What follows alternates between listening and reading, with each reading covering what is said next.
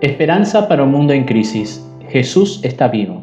Si Jesús hubiera muerto y nunca hubiese resucitado, habría sido un mero mártir que murió por una buena causa.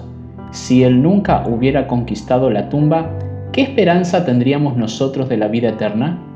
Para redimirnos se necesitan tanto al Cristo que murió como al Cristo vivo. El Cristo resucitado nos libra de las garras del pecado. El dominio del pecado en nuestra vida se ha roto. Ya no nos tiene en sus garras.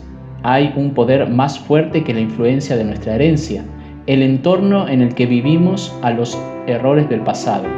Se trata del poder del Cristo viviente, quien resucitó de los muertos para transformar nuestra vida. Si la tumba de Cristo no hubiera estado vacía, nuestras vidas no podrían llenarse. Si su cuerpo todavía estuviera en la tumba, no habría certeza de que nuestro cuerpo algún día también saldrá de la tumba. Si no hubiera resucitado, no tendríamos ninguna esperanza de resurrección. En el Evangelio de San Mateo leemos: al siguiente día, que era el día de descanso, los principales sacerdotes y los fariseos fueron a ver a Pilato. Le dijeron: Señor, recordamos lo que dijo una vez este mentiroso cuando todavía estaba en vida: luego de 3 días resucitaré de los muertos. Por lo tanto, le pedimos que selle la tumba hasta el 3er día. Eso impedirá que sus discípulos vayan y roben su cuerpo, y luego le digan a todo el mundo que él resucitó de los muertos. Si eso sucede, estaremos peor que al principio. Pilato les respondió: tomen guardias y aseguren la tumba lo mejor que puedan.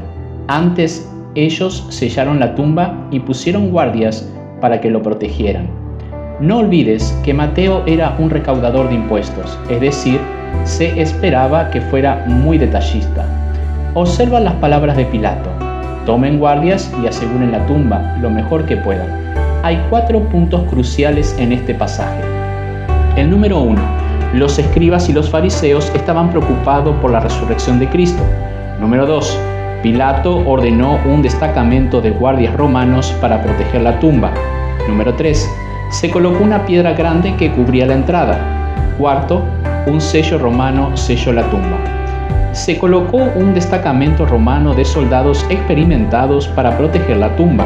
Este grupo de oficiales romanos tenía el honroso deber de proteger el sepulcro. El protocolo militar romano requería fidelidad a la misión. Cualquier desviación de la lealtad absoluta y el cumplimiento de la tarea asignada eran castigadas con la muerte.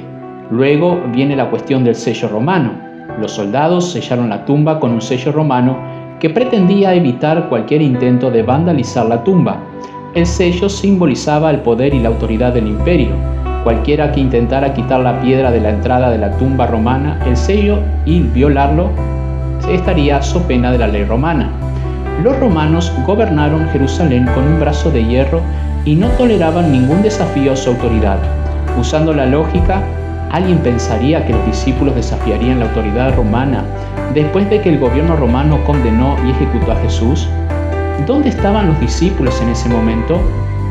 Estaban temblando de miedo, escondidos en el aposento alto. Pedro acababa de negar al Señor 3 veces. En la cruz, los discípulos abandonaron a Jesús y huyeron. Es ilógico pensar que esos discípulos infieles tendrían el coraje de violar el sello romano. Además, hubiese sido necesario mover la piedra.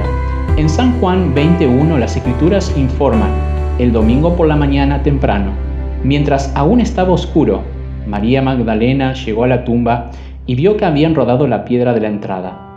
Los arqueólogos han descubierto varias tumbas en la región de Jerusalén. En general, una piedra de sepultura como esta pesaba alrededor de 2 toneladas.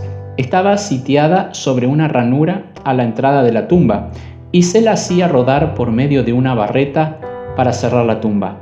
La ranura a menudo no estaba nivelada, por lo que se hacía deslizar la piedra redonda por una pequeña pendiente hasta el lugar correcto. Una vez cerrada, era extremadamente difícil quitar la piedra de la tumba, ya que tendría que rodar hacia arriba. El escritor Josh McDowell presenta un argumento muy sólido cuando afirma que se tomaron tantas medidas de seguridad en el juicio, en la crucifixión, en el entierro y en el cierre y el sellado de la tumba, así como en la protección de su tumba, que es difícil para los críticos defender su posición de que Cristo no resucitó de los muertos. Una de las mayores evidencias de la resurrección de Cristo es la transformación en la vida de los discípulos cuando comenzaron a proclamar poderosamente su resurrección. ¿A dónde fueron primero? Regresaron a Jerusalén, el mismo lugar del que había huido. Con el tiempo, cada uno de los discípulos, con excepción de Juan, sufrió la muerte de un mártir. Santiago fue decapitado, Pedro fue crucificado boca abajo. Es absurdo pensar que morirían por una mentira que ellos mismos inventaron. Padre Celestial, damos gracias a ti porque Cristo Jesús resucitó de los muertos. Y gracias a ese hecho, hoy cada uno de los fieles creyentes sabremos que si morimos antes de tu segunda venida, resucitaremos victoriosos cuando tú vengas.